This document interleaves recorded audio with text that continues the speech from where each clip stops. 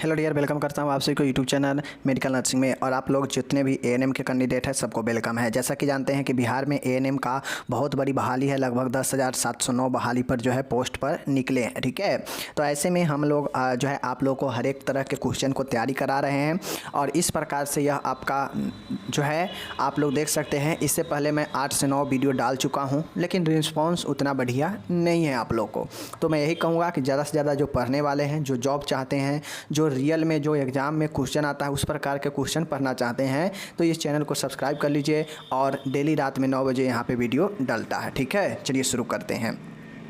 Bihar ANM nursing परीक्षाओं के लिए यह महत्वपूर्ण है। चाहे बिहार आप एएनएम की तैयारी कर रहे हैं या कोई अन्य नर्सिंग परीक्षा की तैयारी कर रहे हैं, आपके लिए यह काफ़ी महत्वपूर्ण है। ठीक है, चलिए शुरू करते हैं। पहला प्रश्न है यहाँ पे आपके सामने में है, देख सकते हैं। कहता है, तो यहाँ पे पहला प्रश्न कहता है कि निम्न में से निचले खंड का सिजेरियन सेक्शन के संबंध में ट्रू सेंटेंस नहीं है। मतलब कहता है लोअर सिजेरियन सेक्शन के मतलब नीचे जो चीरा लगता है उनमें से कौन सा सही नहीं है। इसमें डिलीवरी हेतु यूट्रस के निचले खंड में चीरा लगाया जाता है, क्या ये बात सही नहीं है। इसके दौरान महिला में ब्लीडिंग तथा शॉक की संभावना कम होती है, क्या ये बात सही नहीं है।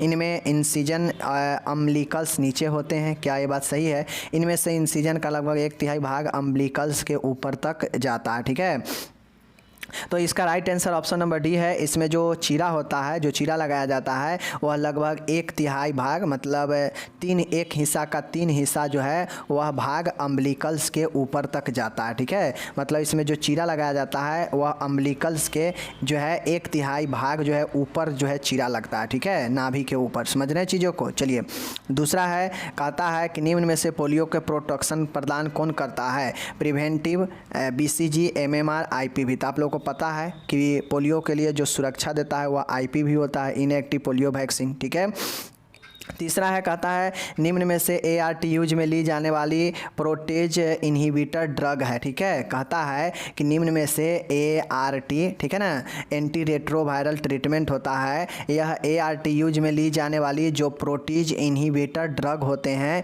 वह कौन से इसमें से होते हैं। एस्क्वाइनावीर, एडिनावीर, रेटिनोवीर, इनमें से सभी। तो इनमें से सभी जो है ART में यूज होने वाला दवाई है। ठीक है, याद रखिएगा।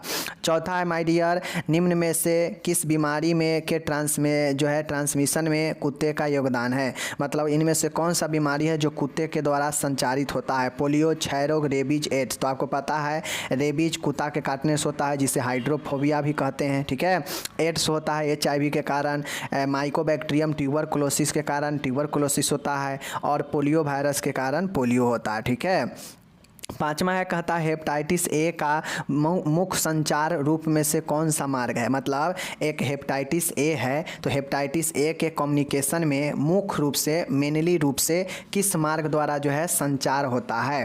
तो किसके द्वारा होता है। मलीय मुखीय मार्ग द्वारा, ओरल फीकल द्वारा, बिंदुक संक्रामक ड्रॉपलेट इन्फेक्शन द्वारा, असुरक्षित यौन संबंध द्वारा, पैथोजन के घाव में प्रवेश द्वारा। तो आपको पता है हेपेटाइटिस A जो होता है वह मुख्य रूप से फीको ओरल रूट द्वारा होता है। क्या पूछ रहा है, मुख्य रूप से। ऐसे तो हेपेटाइटिस एक प्रकार का जो है संक्रमण भी रोग है, HIV से भी फैलता है। ठीक है, अनप्रोटेक्टेड सेक्स से भी फैलता है, लेकिन ये बात आप समझिए कि मुख्य रूप से पूछ रहा है, तो मुख्य रूप से यही जो है मुंह और मुखीय मल द्वारा जो है फैलता है। ठीक है, छठा है, फीवर रोज कलर रेस। ठीक है, फीवर रोज कलर रेस मतलब समझ रहे हैं ना कि गुलाब के कलर का धब्बा, ब्रेडिकार्डिया, ठीक है, डेलिरियम, एब्डोमिनल टेंडरनेस आदि किस रोग के लक्षण है। तो आपको पता होना चाहिए, शरीर पर धब्बा बनता है, फीवर होता है, ब्रेडिकार्डिया मतलब श्वसन जो है हृदय का धड़कन बंद हो जाता है। यह सब पोलियो में नहीं, ट्यूबर में नहीं, मीजल्स में सही होता है। ठीक है, पता होनी चाहिए। सातवां है, निम्न में से सेक्सुअल ट्रांसमिटेड डिजीज कौन सा नहीं है। तो माय डियर आपको पता है ट्यूबरकुलोसिस ऑप्शन है, तो यही हमारा सही हो जाएगा। क्यों, क्योंकि यह जो है हमारा STD रोग नहीं है। बाकी गोनेरिया, कैंक्रोइड और हेपेटाइटिस B यह सब के सब आपके सेक्सुअल ट्रांसमिटेड डिजीज है। आठवां है, फोमाइड का अर्थ क्या होता है। तो माय डियर फोमाइड का अर्थ होता है infected article, pathogenic bacteria, pathogenic virus, patient who are in prodromal phase. ठीक है, तो फोमाइट का अर्थ होता है इन्फेक्टेड आर्टिकल्स, समझ गए। फोमाइट का क्या अर्थ होता है? इन्फेक्टेड आर्टिकल्स, ठीक है, मतलब संक्रमित वस्तु, समझ गए। फोमाइट का अर्थ यही होता है। 9वां है कोरोनरी आर्टरी डिजीज का मेन कारण क्या है? माय डियर, कोरोनरी आर्टरी का मेन जो कारण होता है वह कारण कौन सा होता है? Myocardial ischaemia, streptococcus infection, vitamin C deficiency, protein deficiency.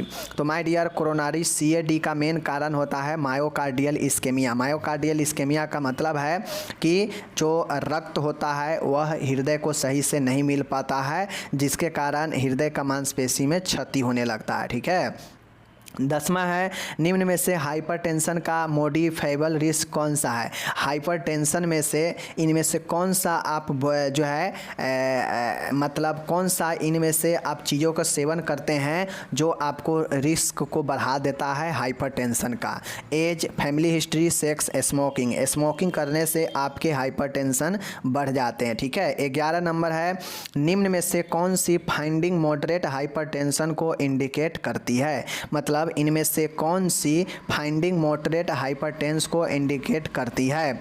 Systolic, इतना देखिए आपको पता होना चाहिए। हाइपरटेंशन मतलब होता है उच्च रक्तचाप, और उच्च रक्तचाप मॉडरेट मध्यम दर का पूछ रहा है, तो आपको पता होना चाहिए कि हाइपरटेंशन 140 और 90 इससे इतना या इससे ऊपर जाता है तो हाइपरटेंशन कहा जाता है। यह डायसिस्टोलिक होता है और ऊपर वाला सिस्टोलिक होता है, ठीक है। अब देखिए यहाँ पे मीडियम पूछ रहा है, तो मीडियम हमारा ऊपर देख लीजिए, मीडियम जो होता है वह यही होता है अगर सिस्टोलिक प्रेशर इतना हो और डायसिस्टोलिक अगर इतना हो, ऑप्शन नंबर बी, तो यह मीडियम होता है, ठीक है। ऊपर वाला है 148, तो यह क्या होता हमारा, यह जो है लो होता है, ठीक है। मॉडरेट का बात करेगा तो यह मॉडरेट होता है, और अगर 200 से ऊपर चला जाए तो यह जो है सीवियर होता है, ठीक है, याद रखिए, गंभीर होता है।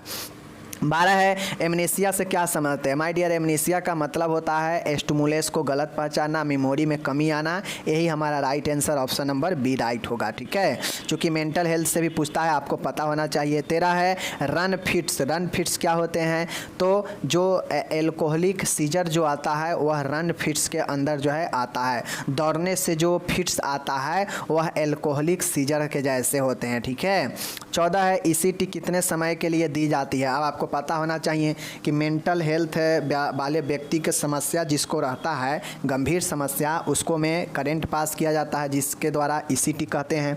यह ECT न 6 सेकेंड, न 20 सेकेंड, न 60 सेकेंड, 0.6 सेकेंड दिया जाता है, ओके।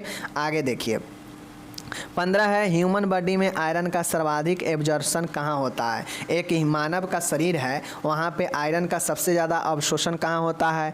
लार्ज में, स्मॉल में, स्टोमक में, पैंक्रियाज में। तो पता होना चाहिए स्मॉल इंटेस्टाइन में, यह राइट आंसर होगा, ठीक है। 16 है यहाँ पे निम्न में से विटामिन के बारे में सत्य वाक्य क्या है? माय डियर, विटामिन के सत्य वाक्य के बारे में, यह खाद्य पदार्थ विभिन्न एक्टिविटीज़ के संपादन हेतु एनर्जी प्रदान करता है, ठीक है। विटामिन यह टूटे फूटे ऊतकों को रिपेयरिंग करता है, यह मुख्य प्रोटेक्टिव कार्य करता है, उपरोक्त में से कोई नहीं। तो विटामिन आपको पता होना चाहिए यह मुख्य रूप से ऊर्जा नहीं देता है, ठीक है, यह ऊर्जा नहीं देता है। अगर एनर्जी प्रदान करना विटामिन का काम हो जाता तो फिर यह गड़बड़ हो जाएगा। विटामिन का काम होता है यह शरीर को मुख्य रूप से प्रोटेक्टिव करता है, ठीक है। 17 नंबर का है निम्न में से अधिक वजन वाले लोगों को BMI के बारे में क्या सही है? तो अधिक वजन जिसका होगा उसका BMI का फार्मूला क्या होगा? तो इनकी BMI 25 किग्रा प्रति मीटर से भी अधिक होती है, ठीक है, याद रखिएगा। यह मोटे वजन वाले व्यक्ति के लिए है, ठीक है, यह इसको याद रखिएगा। 18 नंबर है निम्न में से पशुजन्य खाद्य पदार्थ कौन है? मतलब पशु से मिलने वाला खाद्य पदार्थ कौन है? अनाज, वेजिटेबल, ठीक है, दूध, और यहाँ पे देखिए फल। तो आपको पता है दूध जो गाय से, भैंस से मिलता है, तो यह जो है पशु से मिलने वाला खाद्य हो गया। मिड डे मील प्रोग्राम किस वर्ष लॉन्च किया गया? 1961 में, पता होनी चाहिए आपको, ठीक है। 20 है माय डियर, आप एक 6 माह के बच्चे के किस विकास का आकलन कर रहे हैं, ठीक है। समानतः निम्नलिखित में से आप क्या उम्मीद कर सकते हैं? माय डियर, आप एक 6 माह के बच्चे के विकास का आकलन कर रहे हैं, समानतः निम्नलिखित में से आप क्या उम्मीद कर सकते हैं? तो माय डियर एक 6 माह का जो बच्चा है उसमें आप विकास के आकलन करते हैं तो क्या आप ध्यान में रखते हैं? बच्चा छोटे वाक्य बोलना शुरू करता है 6 माह में। 6 माह का हमको आकलन करना है। क्या 6 माह में बच्चा छोटे वाक्य बोलना शुरू करता है? बच्चा चम्मच से स्वयं खाना शुरू करता है? बच्चा स्वयं बैठ सकता है? बच्चा स्वयं उठ कर खड़ा हो सकता है? तो जो 6 माह पर जो विकास होता है वह बच्चा स्वयं बैठ सकता है, यह जो है होने लगता है विकास। ठीक है। 21 नंबर है, जब कंगारू मदर केयर KMC पता होनी चाहिए, इसे स्किन टू स्किन केयर भी कहते हैं, वह कम से कम कितने समय तक प्रदान की जाती है? ठीक है, तो यह कम से कम 6 घंटे तक प्रदान की जाती है KMC, जिसमें माँ अपने बच्चे को अपने सीने से लगा के रखती है। ठीक है। ग्लास्को कॉमा स्केल में मैक्सिमम स्कोर कितना हो सकता है? 3, 10, 15, 25। तो 15 इसका राइट आंसर होगा। वहीं पे अगर बात करेगा आपके अपगार में, तो अपगार में मैक्सिमम 10 होता है। ठीक है ना। आगे देखिए 23 है, बहुत शानदार है। निम्न में से हॉट एप्लीकेशन का इफेक्ट क्या होता है? मतलब गर्म प्रयोग के, अगर आप कहीं शरीर पर गर्म का प्रयोग करते हैं तो उसका इफेक्ट प्रभाव क्या होता है? ब्लड फ्लो को कम करता है, मेटाबॉलिक रेट कम हो जाना, कैपिलरी परमेबिलिटी कम हो जाना, ब्लड विस्कोसिटी कम हो जाना। तो क्या होता है? इफेक्ट ये पड़ता है कि यह ब्लड विस्कोसिटी को कम कर देता है। ठीक है, ये चीज़ है। 24 है, सर्जिकल इंस्ट्रूमेंट्स स्टरलाइजेशन की मोस्ट इफ़ेक्टिव विधि है। कहता है सर्जिकल इंस्ट्रूमेंट्स स्टरलाइजेशन की मोस्ट इफ़ेक्टिव विधि क्या है? तो माय डियर, सर्जिकल इंस्ट्रूमेंट के लिए मोस्ट जो इफ़ेक्टिव जो सर्जिकल इंस्ट्रूमेंट के लिए जो उससे कीटाणु को भगाने वाला जो मोस्ट इफ़ेक्टिव विधि है वह कौन सा है? Boiling, hot air oven, autoclaving, radiation. तो सबसे इफ़ेक्टिव ऑटोक्लेविंग होता है, जिसमें आपको पता है उच्च ताप एवं उच्च दाब पर क्या किया जाता है? वस्तु को विसंक्रमण किया जाता है। 25 है, पाइरोसिस से क्या समझते हैं? पाइरोसिस से क्या समझते हैं? वोमिटिंग के साथ ब्लड आना, इसोफेगस में बर्निंग सेंसेशन होना, लार का अधिक स्राव होना, इनडाइजेशन के कारण एपिगैस्ट्रिक एरिया में डिस्कम्फर्ट होना। तो माय डियर, इसोफेगस में बर्निंग सेंसेशन का होने का मतलब होता है पाइरोसिस। ठीक है, मतलब आपके आहार नाल में कुछ जलन हो रहा हो, ऐसा फील हो रहा हो जलन टाइप का, तो उसे हम लोग पाइरोसिस कहते हैं। ठीक है। 26 है, हॉर्सनेस ऑफ वॉइस का मीनिंग क्या होता है? तो मतलब घोड़े के जैसे आवाज़ का मतलब होता है आवाज़ में घरघराहट, complete loss of voice, very slow voice, very loud voice. तो आवाज़ में घरघराहट आता है तो इसी को हम लोग हॉर्सनेस ऑफ वॉइस कहते हैं। देखते हुए किसी को आवाज़ गला फंस जाता है तो वो देखते हुए घरघरा के बोलेगा। ठीक है, उसी को हॉर्सनेस ऑफ वॉइस कहते हैं।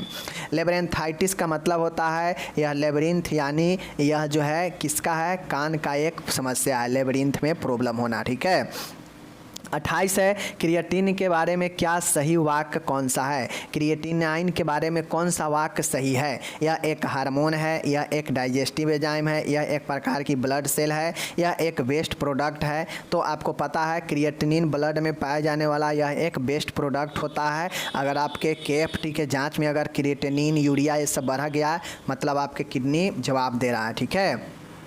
आगे है 29 नंबर है, लेबर रूम का तापमान कितना होना चाहिए? माय डियर, लेबर रूम का तापमान कितनी होनी चाहिए? तो आपको पहले भी बता चुके हैं 26 से 28 डिग्री सेंटीग्रेड होनी चाहिए। ठीक है, कहीं कहीं 26 रहेगा, लेकिन इसका उपयुक्त जो होता है 20 से 24 होता है। ठीक है, और अगर ऑप्शन में 20 से 24 नहीं रहता तो 26 से 28 देते। ठीक है। 30 नंबर है, मूत्र त्याग के दौरान दर्द होने के लिए उपयुक्त टर्म क्या है? तो अगर मूत्र होने के साथ अगर दर्द हो तो उसे हम लोग यूरिन डिफ़िकल्ट कहते हैं, और इसे हम लोग डाइसूरिया कहते हैं। D फॉर डिफ़िकल्ट और U for urea, difficult in urea. ठीक है। 31 है, बढ़ती हुई उम्र के कारण होने वाला हियरिंग लॉस कहलाता है। ठीक है, तो बढ़ती हुई उम्र के कारण होने वाला हियरिंग लॉस क्या कहलाता है? तो यह हियरिंग लॉस देख लीजिए, प्रेस बाइसाइसिस कहलाता है। क्या कहलाता है? प्रेस बाइसाइसिस कहलाता है। याद रखिएगा, प्रेस बाइसाइसिस कहलाता है अगर बढ़ती हुई उम्र के कारण किसी को हियरिंग लॉस हो रहा है, सुनाई देना लॉस हो रहा है। तो एक घाव के पट्टी करते समय किस बात का ध्यान रखना चाहिए? अगर हम किसी वाउंड के ड्रेसिंग कर रहे हैं तो उस समय क्या बात को ध्यान में रखना चाहिए? स्ट्रिक्ट एसेप्टिक टेक्निक का उपयोग करना चाहिए, ये बात सही है। पट्टी की चौड़ाई तथा लंबाई पर्याप्त होनी चाहिए, ये भी बातें सही है। पट्टी बांधते समय एप्रोप्रिएट एंटीसेप्टिक सॉल्यूशन का उपयोग करना चाहिए, ये भी बात सही है। और उपरोक्त में से सभी, तो इसलिए यह सभी हो जाएगा, ठीक है। तीसरा है, कहता है शॉक की कंडीशन में पेशेंट को कौन सी पोजीशन प्रोवाइड करना लाभदायक रहता है। माय डियर, अगर किसी को शॉक सदमा लगा है तो उस दौरान पेशेंट को हम कौन सा पोजीशन देना अच्छा रहेगा। Fowler position, Trendelenburg position, supine position, lithotomy position. Trendelenburg position देते हैं। टेंडरबर्ग पोजीशन में होता है कि पेशेंट का जो भी सिक्रेशन हो वह बाहर आ जाता है, जिससे उसका श्वास नली वगैरह जाम नहीं रहता है, ठीक है। 34 है यहाँ पे, निम्नलिखित में से कौन सा इम्यूनोग्लोबिन मानव के दूध में पाया जाता है। कौन सा इम्यूनोग्लोबिन मानव के दूध में पाया जाता है, पहले बता चुके हैं IgA, ठीक है। IgA मानव के दूध में पाया जाता है। CVA क्या है? CVA एक हमारा ब्रेन का डिजीज है जिसे सेरेब्रोवास्कुलर एक्सीडेंट कहते हैं, ठीक है। सेरेब्रोवास्कुलर एक्सीडेंट कहते हैं। इसे हम लोग न्यूरोलॉजिकल डिसऑर्डर कहते हैं, मस्तिष्क में होने वाला डिसऑर्डर होता है। 36 है, निम्न में से कौन सी दवा एंटी पैरासाइटिक दवा का उदाहरण है। पायरीमिथाइन क्लोरोक्विन, ठीक है। देख लीजिए सल्फाडॉक्सिन। तो माय डियर, एंटी पैरासाइटिक जो दवाई है यह जो है पैरासाइटिक के लिए दिया जाता है, पैरासाइटिक जिसे होता है उसे दिया जाता है। तो पायरीमेथामाइन, क्लोरोक्विन और सल्फाडॉक्सिन, यह सब के सब जो है आपके एंटी पैराक्सामाइन जो है एंटी पैरासाइटिक दवाई है, ठीक है। 37 है, CM से क्या समझते हैं। CM का मतलब होता है कल सुबह, ठीक है, याद रखिएगा, बहुत इंपॉर्टेंट है। 38 है, निम्नलिखित में से वैसोडाइलेटर दवा, वैसोडाइलेटर मेडिसिन का उपयोग क्या है। तो वैसोडाइलेटर मतलब यह वैस्कुलर वाहिका को फैलाने का काम करता है यह दवाई, ठीक है। तो यह मेडिसिन मल के उत्सर्जन को आसान बनाती है, गलत। मेडिसिन कन्वल्सन के उपचार हेतु काम में ली जाती है, गलत, ठीक है। यह मेडिसिन वैसोडिलेशन का प्रसार करती है, सही है। यह मेडिसिन ब्रोंकोडिलेशन करती है, तो आपका राइट आंसर होगा मेडिसिन वैसोडिलेशन करता है, मतलब वाहिकाओं को फैलाने का काम करता है, ठीक है। उसी के बाद ब्रोंकोडिलेशन के बात करेगा तो यह ब्रोंकोडिलेटर दवाइयाँ ब्रोंकोडिलेशन करता है, ठीक है। आगे 39, क्लोरोक्विन का उपयोग निम्न में से किस बीमारी के उपचार हेतु दिया जाता है। तो क्लोरोक्विन जो होता है एंटी पैरासाइटिक दवाई होता है, आपको ऊपर अभी बताए हैं, और यह मलेरिया के रोगियों के लिए काफ़ी उपयुक्त होता है, समझ गए। 40 है, कहता है कॉप्लिक स्पॉट किस बीमारी को देखने को मिलते हैं। तो आपको पहले भी पता है, मिजल्स में, खसरा में कॉप्लिक स्पॉट देखने को मिलते हैं, ठीक है। आगे है 41 है, मेडिसिन के निम्न रूट में कौन सा रूट अनकॉन्शियस पेशेंट को दवा देने के लिए उपयोग में नहीं लिया जा सकता है। मेडिसिन के निम्न रूट में से कौन सा रूट एक अचेत पेशेंट के लिए जो बेहोश पड़ा है, वैसे पेशेंट को आप किन मार्गों से दवा नहीं दे सकते हैं। मुंह द्वारा, ठीक है, IV इंजेक्शन द्वारा, IM इंजेक्शन द्वारा, मालिश द्वारा। तो राइट आंसर मुंह द्वारा। एक बेहोश मरीज है, अनकॉन्शियस है, तो उसे आप मुंह द्वारा देंगे तो वह मुंह द्वारा दवा नहीं ले पाएगा और यह जो है उतना प्रभावी नहीं हो पाएगा। बाकी IV, IM और मालिश सबके द्वारा दे सकते हैं। 42 है, कहता है निम्नलिखित में से IV द्रव्यों में से सबसे तनु घोल कौन सा है। सबसे तनु घोल कौन सा है। 5%, 10%, 25%, 50%। तो 5% जो है सबसे तनु घोल होता है, ठीक है, याद रखिएगा। 43 है, निम्न में से बेनाइन नियोप्लाज्म की विशेषता क्या है। बेनाइन नियोप्लाज्म की विशेषता क्या है, ठीक है, देख लीजिए यहाँ पे, आपका यहाँ पे आराम से दिया गया है बेनाइन नियोप्लाज्म। बेनाइन नियोप्लाज्म यह इनकैप्सुलेटेड होते हैं, ग्रोथ की स्पीड धीमी होती है, एनाप्लेसिया एवं प्लियोमॉर्फिन प्रायः प्रेजेंट होते हैं। ऑप्शन नंबर यही होगा, चूँकि यह कैंसर से रिलेटेड है इसलिए ये एनाप्लेसिया और प्लेमॉर्फिज्म जो है प्रेजेंट होते हैं, याद रखिएगा।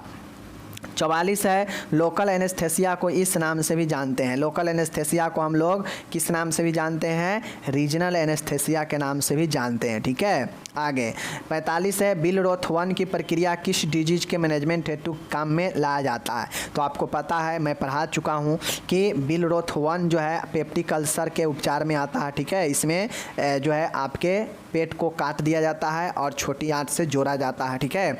कॉमन बाइल डक्ट में मौजूद स्टेन को कुचल क्रश कर बाहर निकाला जाता है। ठीक है। कॉमन बाइल डक्ट में अगर किसी को पित्ताशय के नली में अगर स्टोन है तो उसे क्रश करके बाहर निकाला जाता है। उसे क्या कहते हैं? तो कोलिडोकोलिथोट्रिप्सी कहते हैं। याद रखिएगा, कोलिडोकोलिथोट्रिप्सी कहते हैं। ओके। आगे 47 है यूटेराइन फाइब्रॉइड के बारे में क्या सही है? अधिकांश केसेज एसिम्प्टोमेटिक होते हैं, अधिकांश केसेज मेंस्ट्रुएशन अब्सेंट रहता है, अधिकांश केस में डेथ निश्चित होते हैं, अधिकांश केस में पेशेंट स्वतः ही ठीक हो जाता है। तो अधिकांश केस एसिम्प्टोपिक रहते हैं, मतलब लक्षण नहीं देखते हैं यूटेराइन फाइब्रॉइड में। यूटेराइन फाइब्रॉइड का मतलब है कि यूट्रस में छोटे छोटे जो है गिल्ठी के रूप में मांस जो है निकला रहता है, तो इसी को यूटेराइन फाइब्रॉइड कहते हैं। ठीक है। 48 है क्रोनिक रीनल फेल्यूर के मामले में एनीमिया का कारण क्या है? तो एनीमिया का कारण क्या होता है कि ए वाला या हेमोलाइसिस, एरिथ्रोपोएटिन हार्मोन की कमी या इमेच्योर आरबीसी का निर्माण। तो क्रोनिक रीनल फेल्यूर में व्यक्ति में रक्त के कमी का कारण होता है एरिथ्रोपोएटिन हार्मोन की कमी। ठीक है। यह आरबीसी में मदद करता है। 50 नंबर है, कहता है निम्न में से स्क्रीन ग्रेफ्टिंग प्रायः किस डिजीज के उपचार हेतु की जाती है? स्क्रीन ग्रेफ्टिंग का मतलब होता है कि चमड़ा को हटाकर दूसरे चमड़ा को लगाना। ठीक है। तो स्किन कैंसर, सीवियर बर्न, ठीक है, extensive skin loss, all of the above. अगर कोई पेशेंट को स्किन कैंसर हो, अगर वह गंभीर रूप से जल चुका हो और उसका जो है स्किन लॉस कर रहा हो, तो उस सभी कंडीशन में आप जो है स्क्रीन ग्रेफ्टिंग कर सकते हैं। स्क्रीन ग्रेफ्टिंग मतलब स्क्रीन का ट्रांसप्लांट। ठीक है। एक कम्युनिटी हेल्थ ऑफिसर को रिकॉर्ड लेखन के दौरान निम्न में से किस सिद्धांत को याद रखना चाहिए? कौन से सिद्धांत को याद रखना चाहिए? रिकॉर्ड में प्रविष्टि इस तरह दर्ज करनी चाहिए कि अध्ययनकर्ता इसे आसानी से समझ सके। ठीक है, बिल्कुल सही बातें हैं। रिकॉर्ड हमेशा समय तारीख के अनुसार नियमित क्रम में लिखे जाने चाहिए। सही बात है। आवश्यकता अनुसार रिकॉर्ड में दर्ज महत्वपूर्ण सूचनाओं को रेखांकित करते हुए दर्शाना चाहिए। सही बात है। उपयुक्त में से सभी, तो right answer option number D होगा, उपयुक्त में से सभी। ठीक है। और इस प्रकार से आपका जो है 50 क्वेश्चन का जो हमारा सीरीज था यह समाप्त होता है। आप लोग इसको अच्छे से पढ़िएगा। जहाँ भी आपको कन्फ्यूजन लगे वीडियो को रोक कर वहाँ पे अच्छे से क्वेश्चन को पढ़कर पहले समझिएगा कि क्वेश्चन क्या कह रहा है। ओके, कोई दिक्कत नहीं। हम मिलेंगे आपसे अगले वीडियो में। अपना ख्याल रखिएगा। धन्यवाद।